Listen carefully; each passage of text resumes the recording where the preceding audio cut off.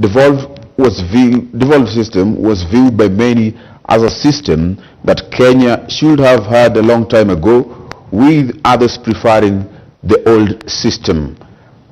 Nonetheless, it was the system whose time had come, and like any other new concept, devolution faced numerous challenges in the first years, with many governors dealing with long-drawn fights with members of the county assembly and even with their deputies. Apart from devolution, we delve into Nairobi politics, a bit of Nairobi politics, and the cause of national politics. I have MCA aspirant Utalii, Nairobi County, and of course we have an advocate of the High Court with us, and through their analytical eyes, we give answers to the questions that otherwise you will not have known how to answer. Well, thank you so much, my guest, and of course my first guest is Eric Naibei, who is an advocate of the High Court.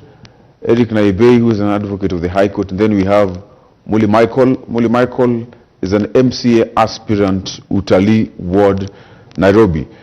And of course we were to have a third guest, an aspirant of Nairobi County Senate seat, but unfortunately he could not make it. I'll start with you, Mr. Muli. We're talking about devolution. And as we talk about devolution, first of all, before we talk about devolution itself, what is it that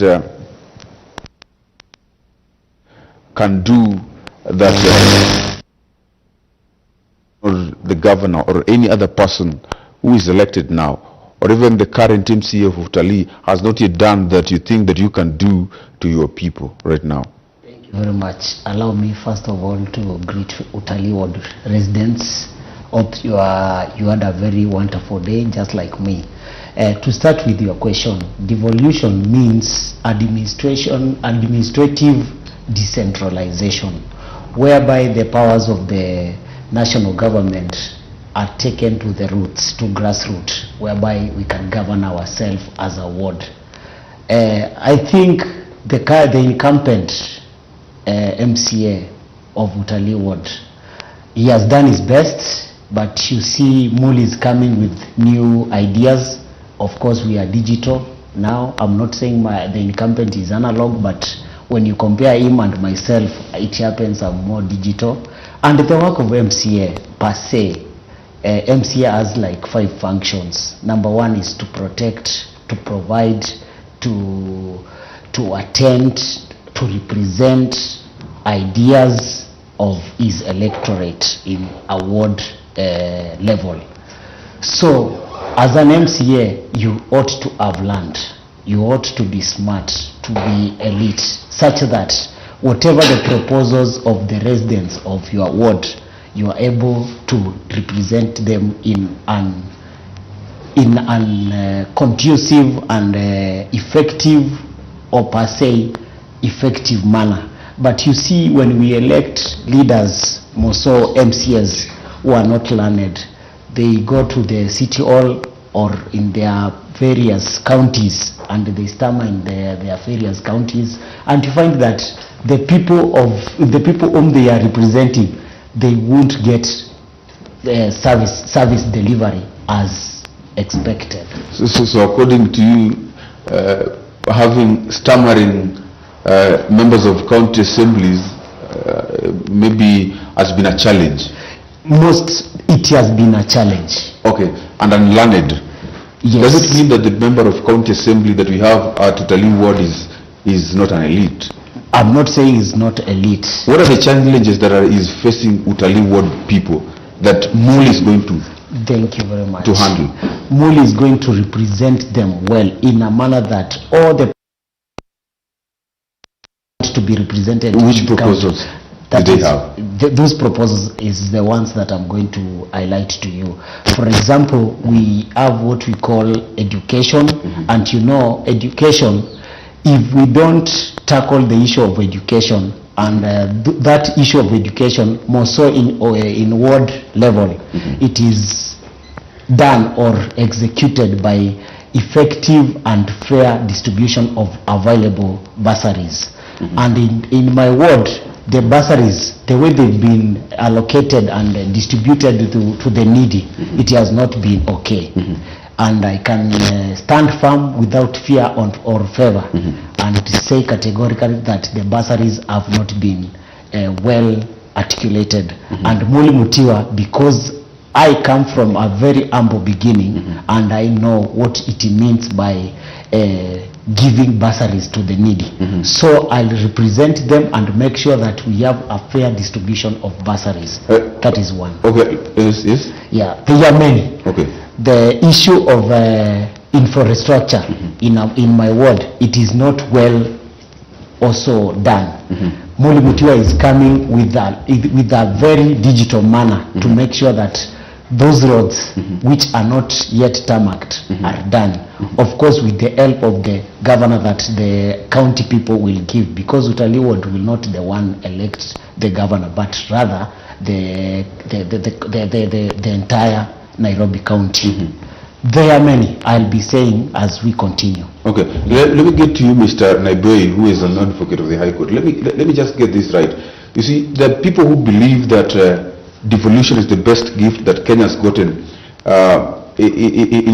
for its democracy, while others believe that it is mind-blowing and sometimes it is confusing, because we have gotten that those that we have elected, actually, our leaders, do not kindly understand what their roles are. When Muli is talking about disbursement of bursaries, he's talking about infrastructure. Is that his role as an MCA? Thank you very much, Eugene. It is always a pleasure to be here. What I can say is that yes, devolution was something that Kenyans had yearned for so long, and it has revolutionized our governance structure. Definitely, devolution is something we've enjoyed for the last 10 years. We have evidence from so many counties about the transformation that has occurred from village levels to ward levels to constituency levels to the entire county government level. Yes. However much we may have had challenges, yes, I would say that devolution has really transformed our nation. And we have examples like Makueni County, go to counties like Kakamega County, yes, counties like Machakos. Okay. Devolution has been felt. The challenges that we have had on maybe civic education and lack of understanding from the electorates on what to expect from the county governments is something that I think we need to focus on. But it is not just the electoral, the citizens who don't understand what devolution is about. We have leaders who don't know their functions. Yes. We still have a caliber of MCAs who are not learned, who have not gone to school. We are not saying that school is a qualification, but they need to understand what their role is. Because if my brother talks about, he is right in saying that the current MCA failed in issues of bursary distribution. But in principle, the role of an MCA is to legislate, to form county laws, and to approve decisions of the executive at the county. Functions like infrastructure development are functions of the executive wing of the county, not the MCAs. What our politicians do is to promise everything. You promise to legislate, you promise to execute, you promise to even resolve disputes, which is a role of the judiciary, and our voters get confused. But I want to agree that devolution is it was a major milestone in our country, and it is something that we need to strengthen. We need to strengthen in many ways, which we will still talk about.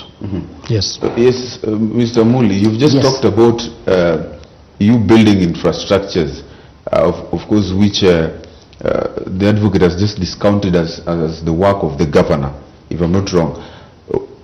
And of course, for quite a while, we have had the county assemblies holding the governors hostage of the issues of budget. So how do you think we can fix this? Like, how can this work? Do you see a scenario whereby this continues because they also need money. They want to be like MPs who have CDF, but the MCs, what do they have? And allow me to just highlight or paraphrase what I've just said. What is really the work of MCA? Allow me to educate the other MCAs, because I am 100% sure 80% of the MCA aspirants today, they don't know their role. That one I can say without fear or favor. Allow me to give you 5 functions of MCA or the roles of MCA. Role number 1 of MCA is to represent his electorate at ward level.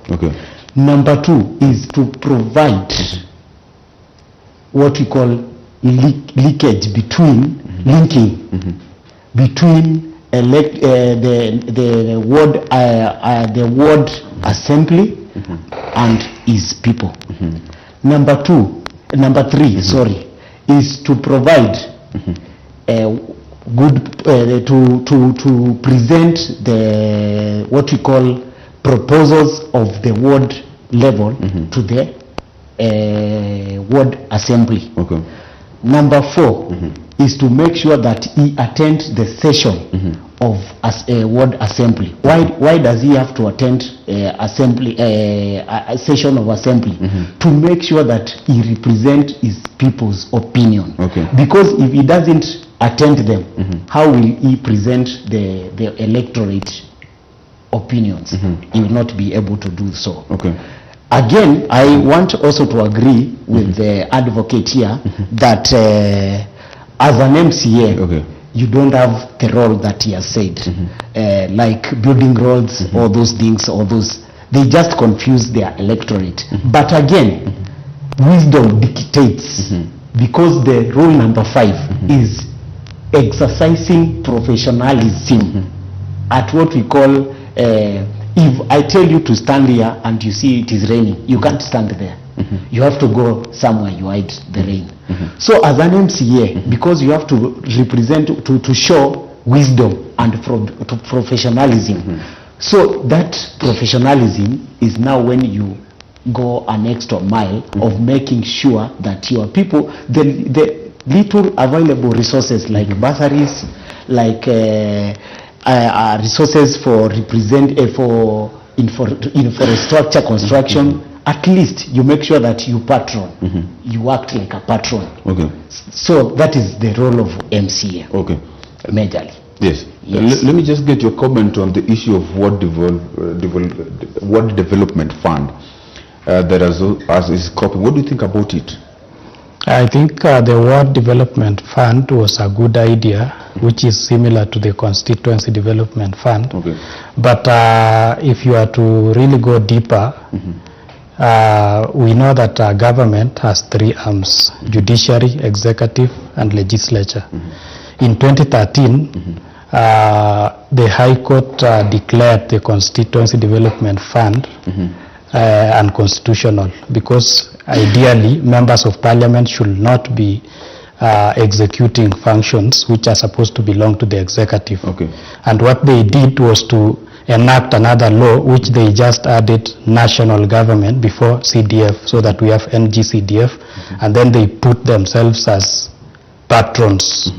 It is a similar thing that is happening at the county level. We have a ward development fund where MCAs are patrons of the fund, and they want to use it to do development in their wards. Now that the reality is that we have it, and we have reasons why we came up with CDF, for the same reasons we have ward development fund.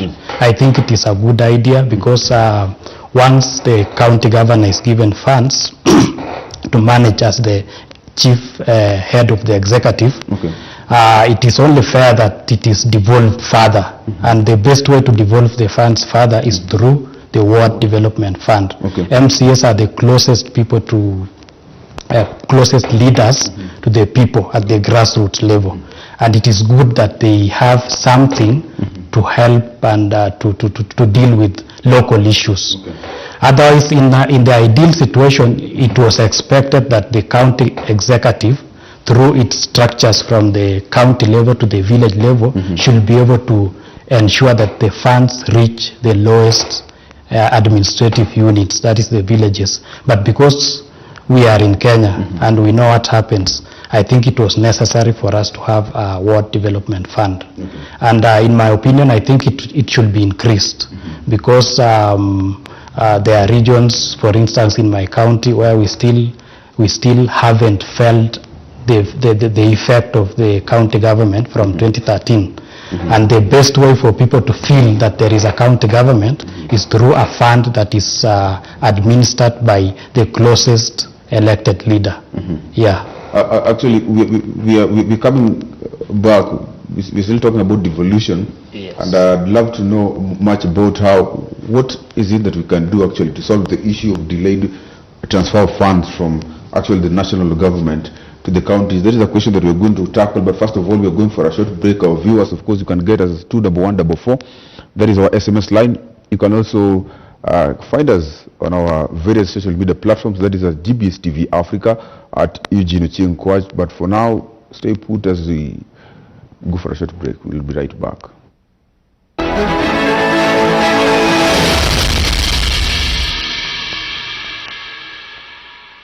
What's your view on education? Like education now, the papers bad. now, I need to go to school, I need to go to campus. And Education is not bad, uh-huh. even though nimesema sijasema ati ni mbaya, but you know now the content that we are being fed with in education, ukiangalia like Kenya ni kama junk. Most of it ukiangalia education system msee amegrow, ile education inakusaidia ni ya pale campus. Anyone can get papers even if you're not learning. So I support talent. Okay. Let's say for instance you have kids, right? Then your kid comes and tells you he or she doesn't want to do studies, like kabisa. Unamsupport. Hata vile primary. Ajue basic language alafu aende kwa hiyo talent. Basic language ni kaa wapi? Ni kaa level gani? Unajua kuongea. When it comes to talent, do you think that we need to like apply whatever we are learning kwa hizi mashule zetu? Mtu anataka kwenda huko kuimba, like sasa mimi ndafanya nini na calculus? The reason of why we go to school, it's to open our minds. Venye uko sahihi venye ulikuwa ukimaliza class 8, you are a different person. How you reason it's really different. Unacheki kuna hadi 2 points unaweza ongea tu mkiwa na mabeshto wako uko like okay unacheki so hatufai kuwa na ile mentality that mimi naenda shule ndio nipate kazi. Enda shule, you open your mind, then come and do something that you are talented with. Uko side moja na magoha ikifika side ya mambo ya CBC. Niko side yangu.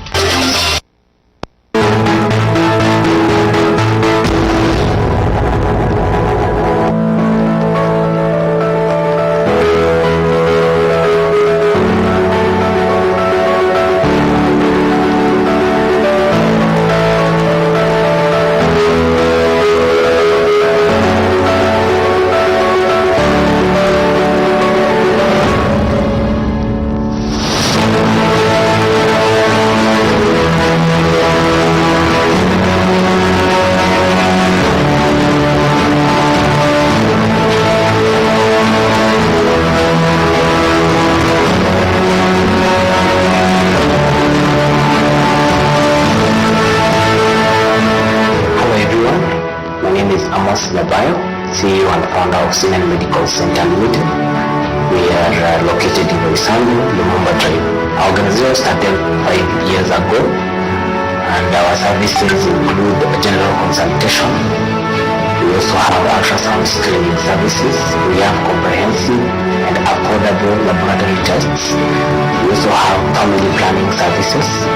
We do dental services. We also do basement consultations and treatments. Anybody who has an emergency any time of the day or the night, you are free to call us and to visit one of our branches for treatment. So privacy is our first priority. Thank you and welcome all.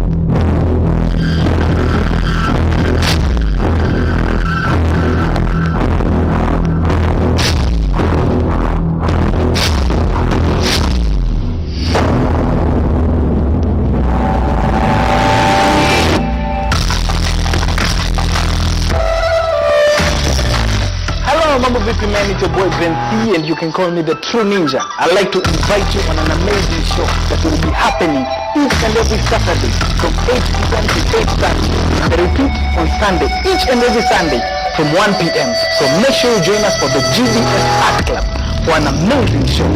Discourse.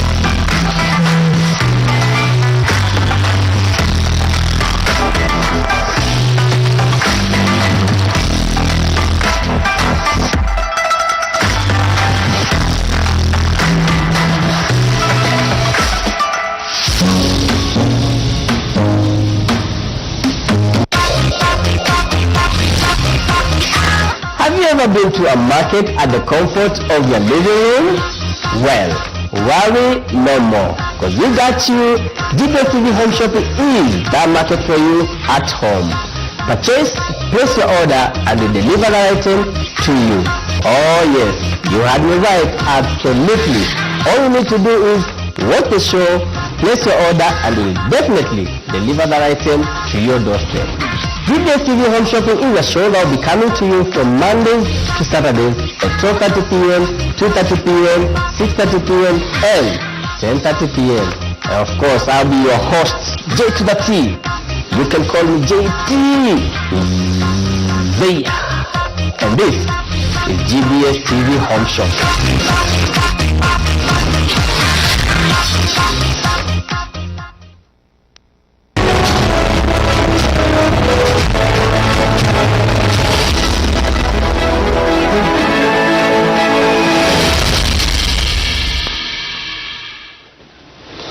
Welcome back to the live stream. Of course, we thank you so much for keeping with us here on the inside. Of course, we're talking about the national politics and of course on devolution as well. I still have my guest here, and of course you can find us on 21144. You can also find us at Eugene Ochieng, Coach at GBS TV Africa. And of course I'm here with Muli. Muli, you are vying for MCA, and of course there still are some when we talk about devolution, there have been some back and forth between the national government and of course between and the county assembly. How can we ensure that the transfer of funds from the national government to the county government is done within a short while? And what actually do you think has been the issue of all this transfer? First of all, you see, when promulgation was done 2010, yes, the issue about that fund in the county level, which is ward administrative, you see, it was not crafted in a manner that it is a law. Up to today, it is only allowed to be done so at county level. But when now the national government amends it and it becomes a law and it is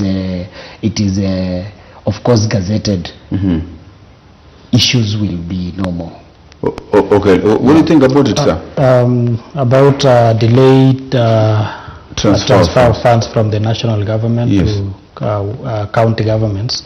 I think the major problem we've had is a lack of political goodwill from the national government, because when budgets are read in June, we normally have an allocation for the counties.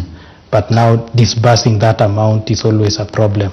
At one point in 2020 or 2021, I think it was in 2020, counties were about to shut down because of delayed funds, delay in disbursement of funds. I think the solution lies in us having a better working relationship between the Council of Governors, members of Parliament, and the National Executive, because sometimes it is seen like the national government is reluctant for political reasons and for selfish reasons, maybe to frustrate them because of the conditions they are putting. Sometimes governors put tough conditions on the national government. So I think we need a better working relationship between these agencies, because it starts with Parliament passing the Finance Act and allocating funds. then it goes to the executive approving budgets, and then now it goes to the executive now actually disbursing the amount that it should. So my view is that we need a better working relationship between these agencies, the President, the Council of Governors, and Parliament. You've just talked about members of Parliament, and of course a solution as being a better working relationship between the members of Parliament. We've talked about the National Executive, and of course we're talking about the Council of Governors. Yes. When talk about members of Parliament, are also the members of National Assembly? Yes, members of Parliament, according to our 2010 Constitution, include senators and members of the National Assembly. And members of the... But Kenyans, we make a mistake of referring to MPs as members of National Assembly and not senators. Senators are members of Parliament also. Okay. Yes. It is actually been something that been contentious. Yes. Who is more powerful between the senator and even the member of Parliament? And that begs the question: who is more powerful between the members of National Assembly and even the Senate? If you look at it in terms of the funds they control, you can say that the member of Parliament is more powerful because he gets an allocation of roughly 100 million per year, which he patrons. But if you look at it in terms of the geographical area which one governs, you can say that a governor is powerful. You have to get the support of the entire county. And you are dealing with a very important function of deciding what amount your county gets. So I don't think that this is an important, it is not a relevant debate, considering that these are two different houses and they have different mandates. Okay. Yes. Yes. I want us to move to Nairobi politics. Yes. Maybe to add on before you go there. Yes. Again, you see the beauty of it. It comes in whereby the government, they decided to come up with the BBI to sort out that issue. Okay. Yeah. Now that we bring in BBI, we were talking earlier about the word development funds, and of course there's a clause that had been put in BBI, I believe, that was introduced in BBI, that was to sort certain issues in and even help devolution and better itself actually. What are the things, of course you've been an Azimio supporter, and of course I believe being in Azimio, an aspirant of Azimio, you are probably supporting BBI, which of course I believe is on a break, according to the reggae master. Not on a break. Yes. We are coming in a big way. Okay. Yes. What is it that was in BBI that you think that was going to help like just the devolution generally? Actually, if you say so, in the devolution, we are going to win big. Because we know that the funds, there is an increment of that 5%, and it will help more so someone like me, once elected as an MCA, at least I'll have something to bank on and to make sure that my ward is well catered for as far as the funds are concerned. As an MCA, how was BBI going to help you? How is it going to help me? Yes. You see, previously, MCAs didn't have a kit. Okay. That is the funds they didn't have. But once the BBI in the constitution. In the constitution. Okay. Once BBI is passed on, I will get that kit, and I'll make sure I'll have at least funds to cater my ward.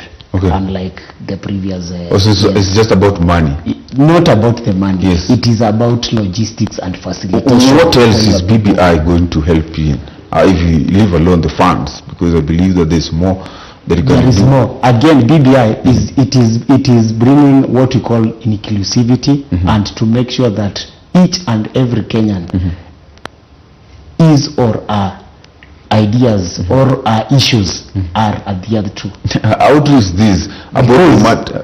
You see, BBI proposes that we will have a prime minister, we will have 2 deputies.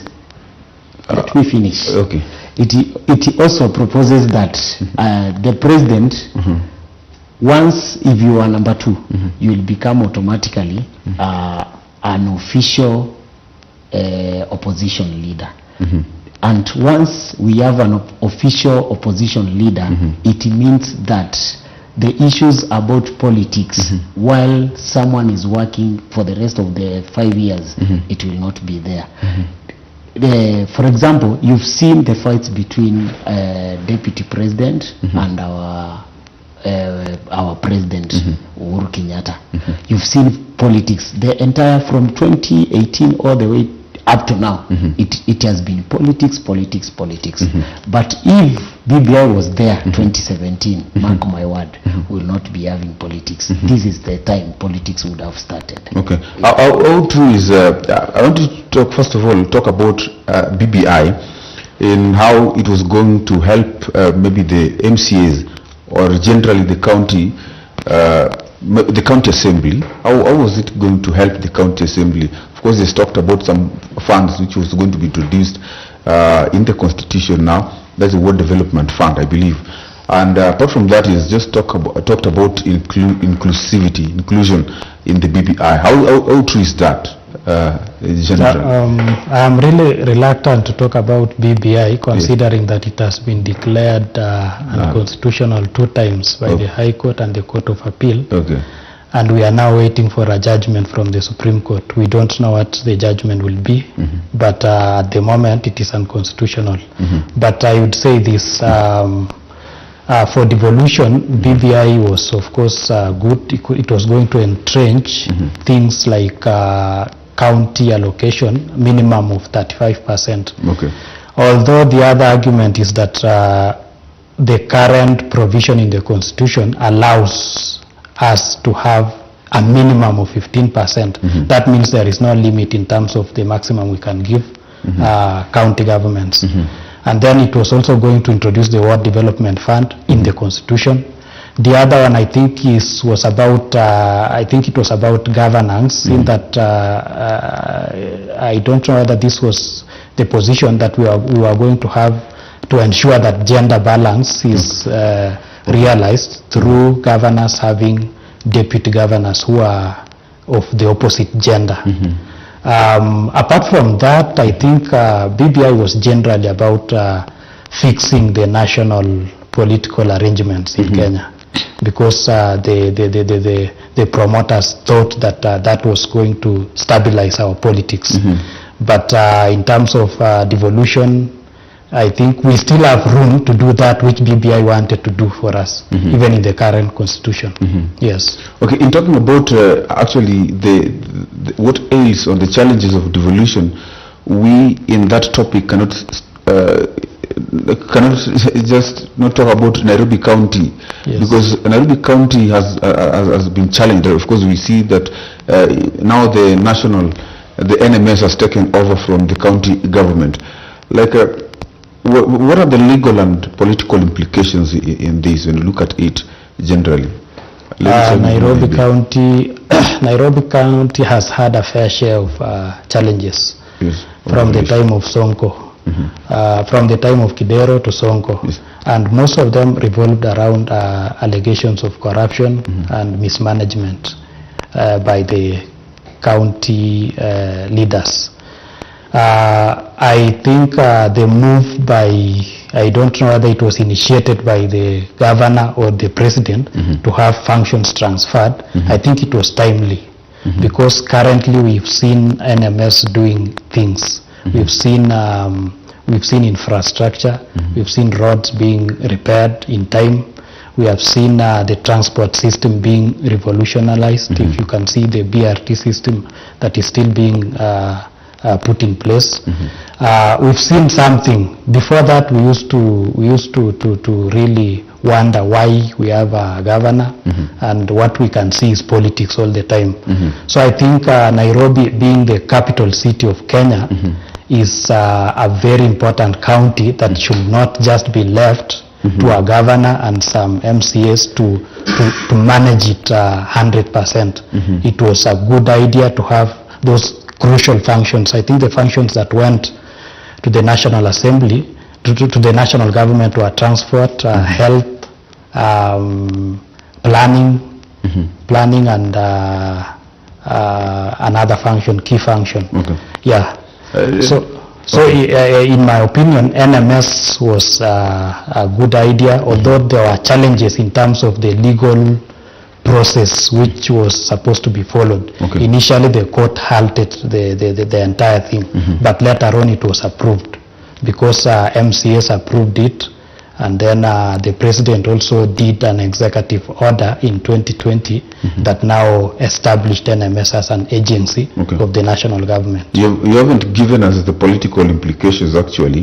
The political implications are that now we have a county government that is lame, that is weak, because there is no incentive for someone to fight to be a governor for Nairobi, knowing that you are going to perform some peripheral functions which are not very important. So that in Nairobi currently, I would say that the governorship seat is not something to fight for. We now look to senators and MCS. And MCS also have little work to do compared to MCS in other counties, considering that the county is left with some very minimal functions. Yes. Mr. Muli, you've heard as the advocate has put it that you guys have little to do because of the transfer of powers from the county government to the NMS. What do you think should be done actually to solve this issue? And do you think actually is it actually even viable to transfer back the powers to the county government, or you think it's good the way it is? Okay, I wouldn't say it is good or bad, but my suggestion would be, first of all, it came at a good time, because actually it is wrong for me to say things were okay where under His Excellency Mike Mbuvi Sonko.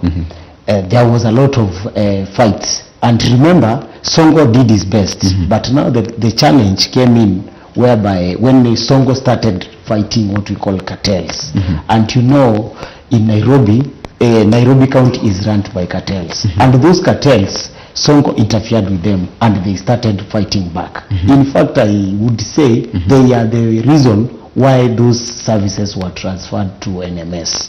NMS is doing good job, but I wouldn't recommend them once 2020. What do you mean by things started going sour when of course the Nairobi governor by then Sonko started fighting cartels? Yes. What did the cartels do?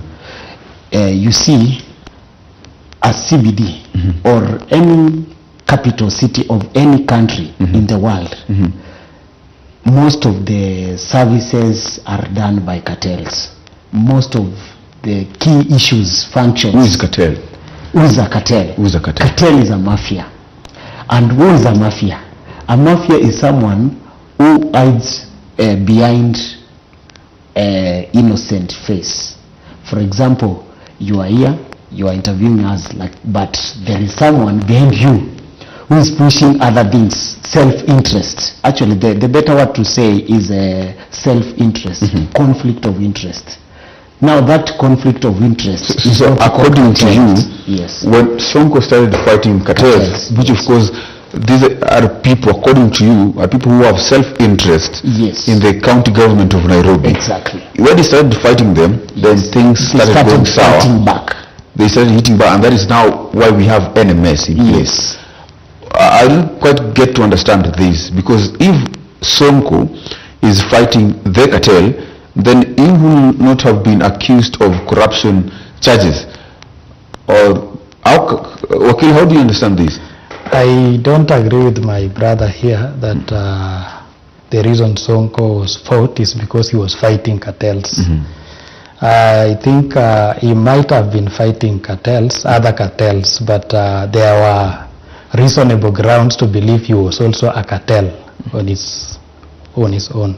Okay. And the reason why he has court cases is because there is some level of evidence that has enabled whoever has gone to court to sustain the cases until this stage. So the problems we had in Nairobi were serious. Okay. I remember handling a case, about 3 cases of border guys who used to be arrested because of not getting licenses for parking in the town, in the CBD. Now these cases used to be, in fact they were very common during Sonko's time. After that, there are no such cases. Okay. You would be asked to take your motorbike to a store, a county government, some county government premises in downtown. And then in 2 days' time when you come back, you would be told you are supposed to pay storage charges, even if you have a court order authorizing you to take back your motorcycle after payment of the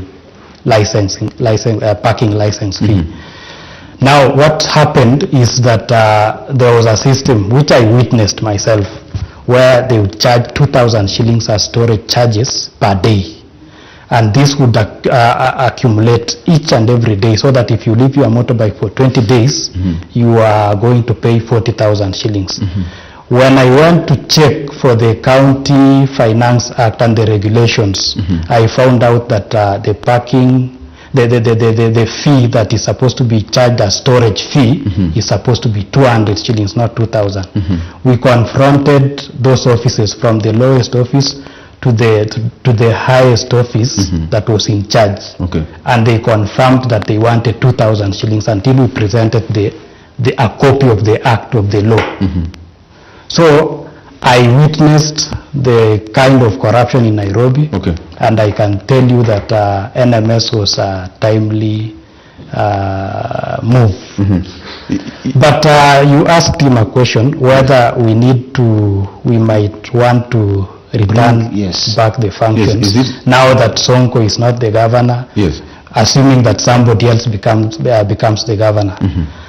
I think that would be a viable thing to do, because the idea of devolution was to give powers and resources to the devolved units. Taking them back by the national government is a bad trend. Next time the national government will take over functions in Nairobi, in Mombasa, they will go to Kisumu, they will go to Nakuru, they will go to Uasin Gishu, and that is how we will be killing devolution. So I think if the problem was Sonko, Sonko is not there.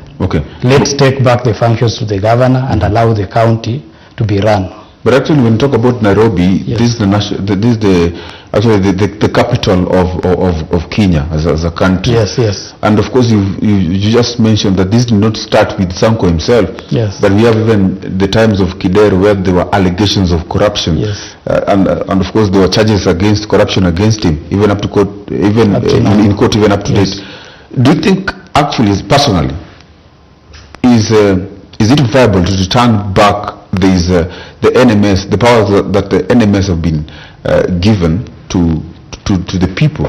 Yeah, it is viable, and I would recommend. How then can you solve this problem of corruption? Or what do you mean? Of corruption and generally, you see, issues that made actually NMS take over from the county assembly of Nairobi. You see, my friend here, advocate, has just said that there were some corruption allegations, and he has confirmed that those corruption acts were done by the low level, or what we can say the junior staffs, but they were attaining the image of their governor, who is Sonko.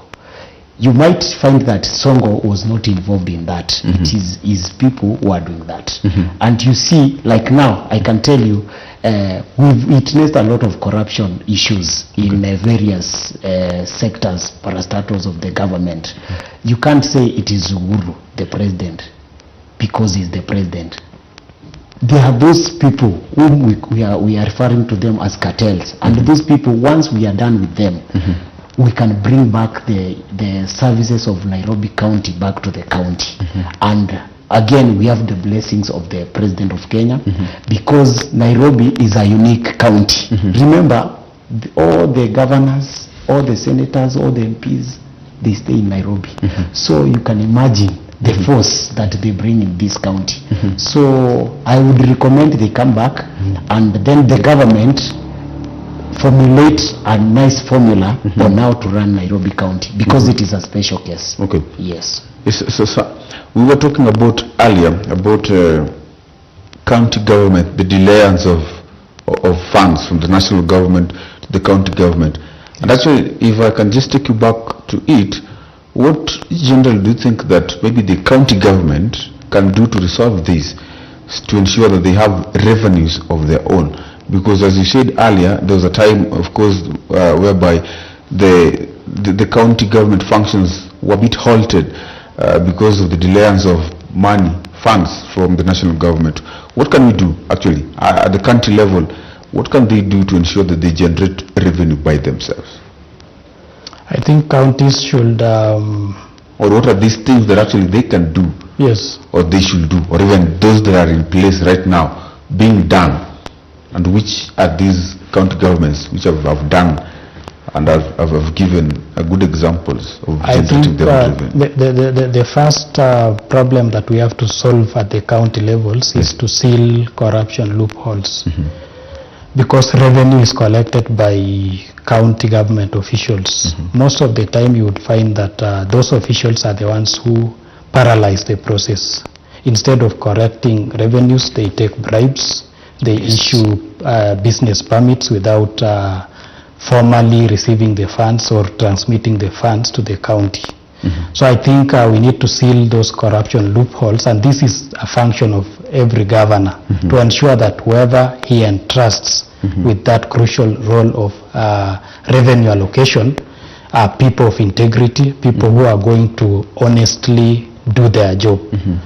Of course, county revenue can also increase if the county is developing generally, if the business environment is good, if the county is attracting enough investors to invest in the county, and if the political environment is also conducive. So if we can attract more investors to the counties, and we can only attract investors if the issues of corruption are solved, and if the governors are proactive enough to create networks and bring investors. The more the investors, the more the businesses in the county, the more money flows, the more revenue can be collected. So one major challenge has been county governments are unable to meet their revenue targets every year. I think it is only this year that we had Nakuru County collected more than it had anticipated, and that was a good thing. One reason I think is because Nakuru County has embraced a digital system that is used to collect revenues. I think this should also be embraced in other counties, that you don't just collect cash from individuals. You ensure that there is a digital way and that the process is sealed as much as possible. Thank you so much. Actually, we're going for another break, but of course we are going to come back shortly. And of course, there's the inside. We're still talking about matters national government, and of course the devolution itself, and of course we are going for a short break. We'll be right back.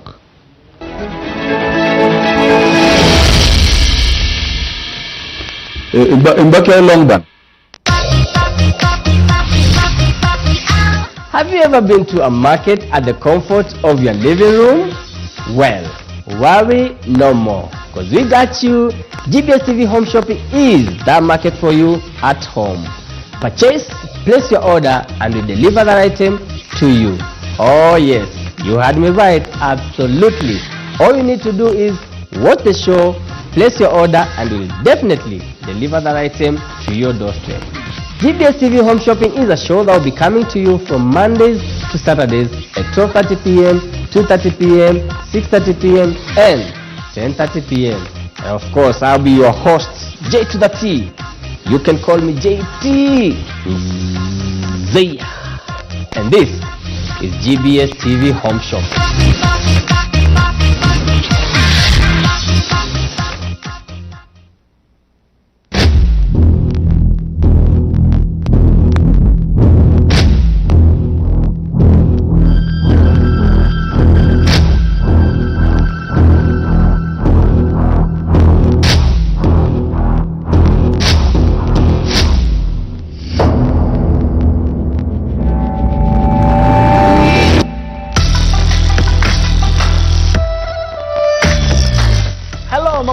It's your boy Ben C, and you can call me the True Ninja. I'd like to invite you on an amazing show that will be happening each and every Saturday from 8 p.m. to 8:30. The repeat on Sunday, each and every Sunday from 1 p.m. So make sure you join us for the GBS Art Club for an amazing show with discourse.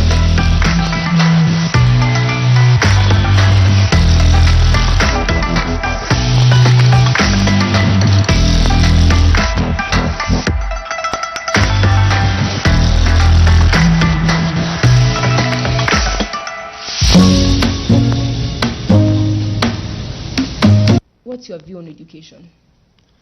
Like education out the papers bad. Now I need to go to school, I need to go to campus. And education is not bad. Even though nimesema sijasema ati ni mbaya. But you know now the content that we are being fed with in education ukiangalia like Kenya ni kama junk. Most of it ukiangalia education system nisema grow ile education yenye inakusaidia ni ya pale campus.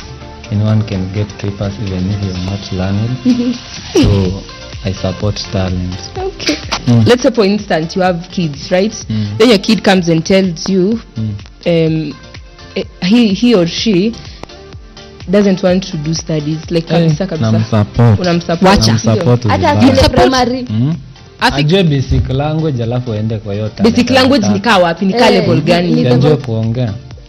When it comes to talent, do you think that we need to like apply whatever we are learning kwa hizi mashule zetu? Mtu anataka kwenda huko kuimba, like sasa mimi ndafanya nini na calculus? The reason of why we go to school it's to open our minds. Venye uko sahi si venye ulikuwa ukimaliza class 8. You are a different person. How you reason it's really different. Unacheki kuna hadi 2 points unaweza ongea tu mkiwa na mabeshto wako uko like okay unacheki so hatufai kuwa na ile mentality that mimi nenda shule ndio nipate kazi. Enda shule, you open your mind, then come and do something that you are talented with. Uko side moja na magoha ikifika side ya mambo ya CBC. Niko side yangu.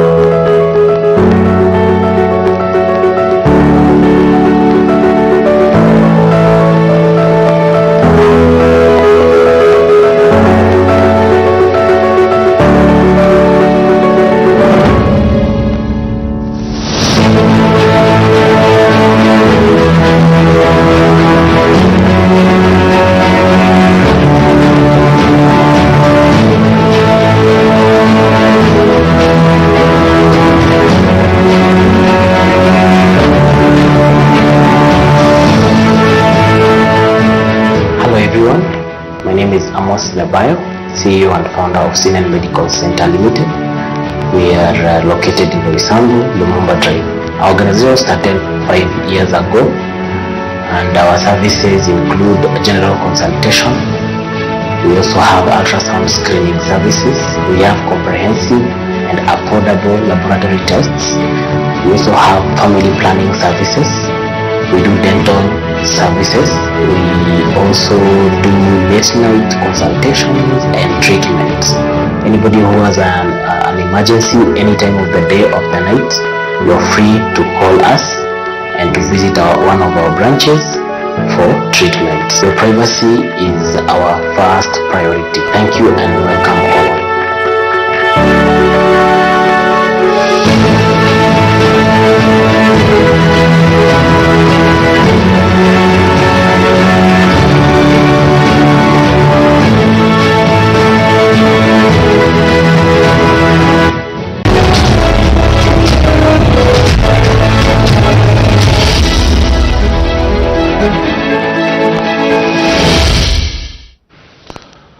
Welcome back to the Insight, of course, where we're talking matters still devolution. 22441, of course, that is our SMS line. You can also talk to us at GBS TV Africa at Eugene Kwach.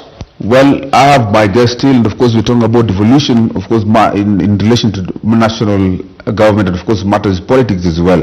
Now let us talk about national politics, but before we delve into national politics, let me ask you guys, what do you think actually is the future of devolution?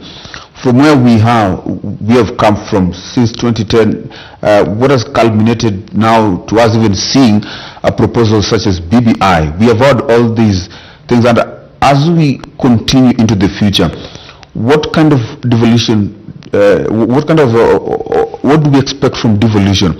Bearing in mind, of course, that even as we talk about Nairobi County, even talking about BBI as well, should maybe in the future the constitution be maybe changed, or maybe to allow 35% to be devolved to the county assembly?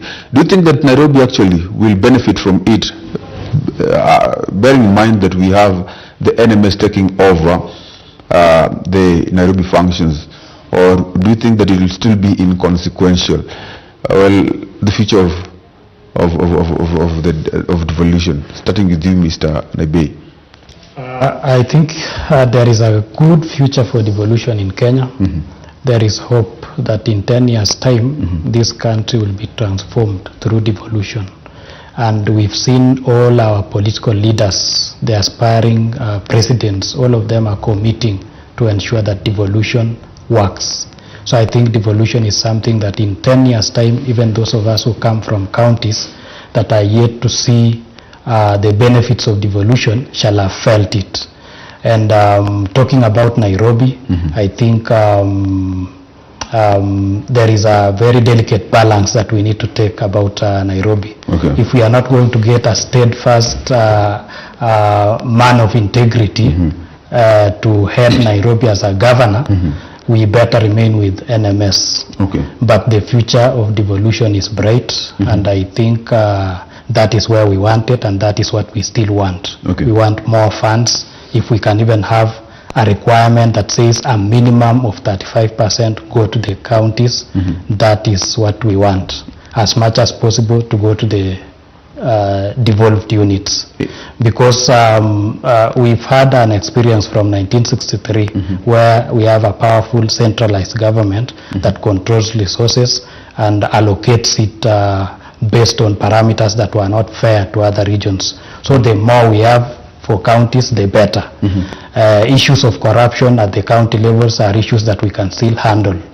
Maybe for the first 5 years or the first 10 years, we were meant to make errors. Is there any way we can enact maybe 35% to be devolved to maybe county assemblies without maybe conducting a plebiscite, a referendum that will maybe make this to be a law? Maybe through the parliament, is it possible? Currently the law says that a minimum of 55%. That means we can still have a law. Yes, the constitution says a minimum of 15% should go to the counties. Okay. That means we are allowed to have even 35. The problem is that the national government uses that as a ground to give. Is there any way we can make it a law? Yes. Apart from plebiscite? Apart from a referendum. A referendum, yeah. I think we can still make it a law without a referendum. We can make that a law without a referendum. Via the parliament? Yes, through parliament. Okay. Yes. Sir, what do you think about the future of devolution from your own eyes? First of all, before I comment on the future, today is the future that we were talking about 2010. And mark my words, since 2010 up to today, we've seen a lot because of devolution. And remember, we said that devolution is making sure that the administrative functions are decentralized to various counties, the 47 of them, of course. And we've seen a lot of development, like from my home county. I've seen a lot of development, and if you go to Machakos County, for example, let me use Machakos because that's where I come from. Machakos, we have what we call issues to deal with health issues. Were not the way they are today. That is 2010. The governor, Alfred Mutua, has done quite a good job. Okay. And I would recommend if BBI passes, he should be considered for a position because he has done a good job. Again, in future, once the BBI passes, because of course my learned friend here has said we can make 35% a law without a referendum. I hope because he's in the judiciary, is in judiciary, which is one of the arms of the government. I think they should push for us as we also support it to make sure that we see the future. I want us to talk, to shift our focus a bit to something else, of course, which is not far from what we're talking about, that is national politics. Yes. And of course, it's 2 days ago, that was on Wednesday, when there was a Sagana 3 meeting, and of course the president during the Sagana 3 meeting met some members of his home, and of course that is members coming from central Kenya. And of course during that meeting he endorsed his former opponent, the former Prime Minister Raila Amolo Odinga. What is your comment on this? What does actually this mean in the political terrain of Kenya? What does this portend? What you look at history, these people have been fighting, and of course in 1969, 1960, 1963, the fathers of Odinga and of course Kenyatta decided to work together. But in 1966, after the Limuru conference, of course, they parted ways. You know, look at what they are doing here. Is there some historical significance in this? And what does it even portend in the future of Kenyan politics? I'll start with you, sir. Thank you very much. You see, I think charity begins at home. And Uhuru went ahead and started that charity at his home. He endorsed the Right Honorable Raila Amolo Odinga at his home. Now we are safe. And I think Uhuru doing so, he is not trusting his deputy to a certain extent. And you remember he had these remarks. He said, once Ruto changes, maybe we will consider him, but not now, in future. So comparing Raila and Ruto, I think even yourself. Let us leave alone the Ruto issue now. But now let us about Ruto being unfit. Yes. But about him endorsing the former Prime Minister Raila Amolo Odinga. Yes. Because historically we have had these two families actually being at the epicenter of the conflict that has always been there in Kenya. Because we talk about the conflicts in 2007, and generally in politics it has always been either Kikuyus against Luos, and maybe Luos having some other tribes, or maybe the other. It has always been Kikuyus and Luos. And of course this, historically, we can get it from 1966, and of course even some people think that the event that happened even in 1969, after the now assassination of Tom Mboya, we also have during that time, we have Jaramogi Oginga Odinga under home arrest, and a lot of things happening, even KPU being banned. So such things they believe maybe could have maybe more forced to what we have actually as the conflict between the Kikuyus and the Luos. And now we are now seeing that former political opponents, families, the Odingas and the Kenyattas, now are joining hands. Yes. And they are moving together. What does this portend in the future of Kenyan politics? Portend that it is time we are killing what we call ethnicity. And remember, the late His Excellency Magufuli told us that we have a very beautiful country, a very nice country. The only problem that is killing us and which is making us not develop like other countries is ethnicity. And he said it in Kiswahili, ukabila. And I think Uhuru must have learned from that. And he is trying to kill ethnicity by supporting Raila Amolo Odinga. And again, leave alone that we know history repeats itself. And in the act of Uhuru endorsing Raila, it's like history repeating itself, because we remember the late Oginga, that is the father to Raila Amolo Odinga, said that Kenyatta tosha. Okay. Now I think history is repeating itself, whereby Uhuru is saying Raila tosha. Mr. Muli says that history is repeating itself, of course, one endorsing the other. I think the Odingas have endorsed quite a lot, number of Kikuyus. Yes. And do you think that, we look at it, is it just, can you say that this is a way to maybe fight ethnicity? Because we believe that the major opponent of Raila Amolo Odinga is not also a Kikuyu, is not a Kikuyu. What do you think? But generally, what does this mean to the country? I agree with you that this is it is a very interesting development in our history, that we have a Kikuyu president endorsing Raila Odinga. Just as you said, the events that occurred between 1963 and 1969 that gave birth to differences between these two major ethnic groups were very serious. Yes. There was an incident, I think in 1969, where over 100 people were killed, were shot, and most of them were pupils, primary school pupils, who had gone to sing and to entertain the president, Jomo Kenyatta. And because of the fallout between him and Jaramogi, Yes. They were killed. And that was, I think it marked the beginning of the differences between these groups. I would laud the president for this move from 2018 of shaking hands with Raila Odinga, and now making that step of even endorsing him around 6 months to the general elections. I may not agree with Uhuru Kenyatta on the reasons he's giving us why he is not endorsing his deputy, but the mere act of endorsing Raila Odinga and now bringing together these two ethnic groups is a historic one that I'm sure it is going to settle most of our political conflicts every 5 years. This year we may not see Raila Odinga campaigning and saying that we are going 41 against one tribe.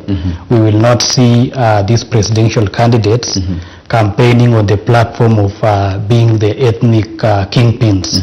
This year we are likely to see politicians selling their agenda, because that is what is left on the table. We have a Kalenjin candidate and a Luo candidate at the forefront. I'm not saying they are the best candidates we have, but those are the two major contenders. This year our politics is going to be different. That one I can say with certainty.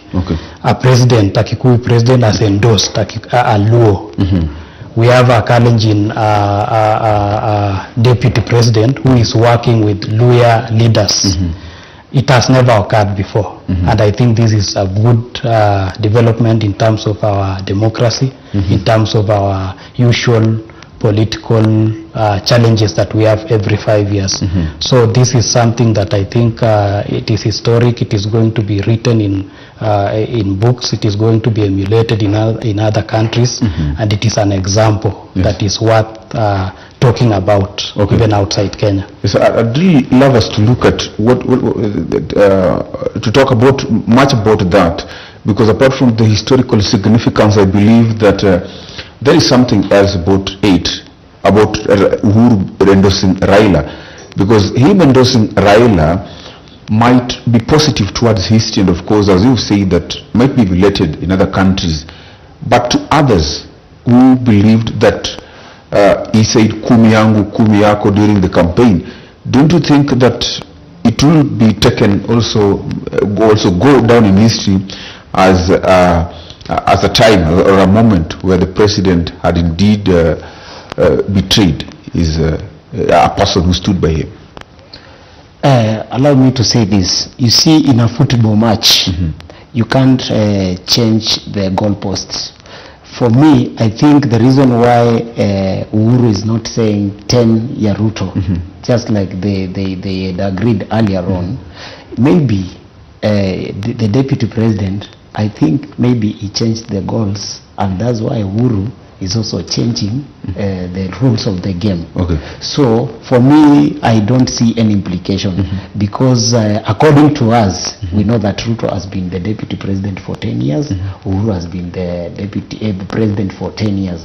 So according to my opinion, I would have told the two of them to retire in active politics, and maybe Ruto proposes a candidate and Uhuru proposes a candidate, which is Raila Amolo Odinga, and then they support and see who will win. Yes. Okay. I wonder how that will go. Can I say you have a something? comment? Yes. Yes. As I said, I don't agree with Uhuru on the aspect of him saying that his deputy president is not qualified to succeed him at the moment. What we expected at Sagana 3, we expected Uhuru to spill beans, to tell us things that have been in his chest for the last 3 or 4 years from 2018. But what he told us was that he chose to shake hands with Raila, and he also involved his deputy. And he explained to, okay, he was not telling us, he was telling the Kikuyu nation, but we had it, that the reason, perhaps the reason why he's not endorsing the DP is because, first of all, he never agreed to go with him to the handshake. Number 2, because of issues of corruption. He talked about money being given recklessly in churches, and the source of that money, he said that the money was supposed to be used to build dams in Elgeyo Marakwet County. Directly implicating his deputy in corruption, serious corruption issues. Okay. Actually, gentlemen, we are short of time. I just wanted to give your comments on the 2 key alliances and the campaign pledges that we have. Maybe 30 seconds. I'll start with you, Muli. Also, to give your parting shot. What do you think about the 2 key alliances that we have and their campaign pledges? We talk about the 2 key alliances. That, of course, we believe is Kenya Kwanza, and of course we believe also Azimio la Umoja. I think it is it is going to be a very noble idea, and a very, remember the last time when we were here, we said Kalonzo should come to Azimio. So I think that alliance between Oka and Azimio, it is going to win. Okay. Now, to my parting shot, I would kindly request the Utalii people to consider me for the post of MCA, that is during the general election on 9th August. I promise to work to my level of, to my capacity, and make sure that I work with the government that they will give us to make sure that all the resources that are entitled for Utalii reach to the common mwananchi. Who is your governor? My governor is the governor that the county people will give me. Okay. Yes. Mr. Naibei. Yes, my brief comment about the 2 political formations is that we now have ideas. We have 2 competing candidates who are bringing ideas. One of them is saying that he wants to uplift the common mwananchi, the mama mboga, boda. Yes. He wants to focus on them. The other one is telling us that he wants to stabilize our economy. He wants to seal corruption loopholes. It is upon Kenyans to choose who is the best. My personal view is that we have enough time, we have enough room this time to debate them based on what they are bringing on the table.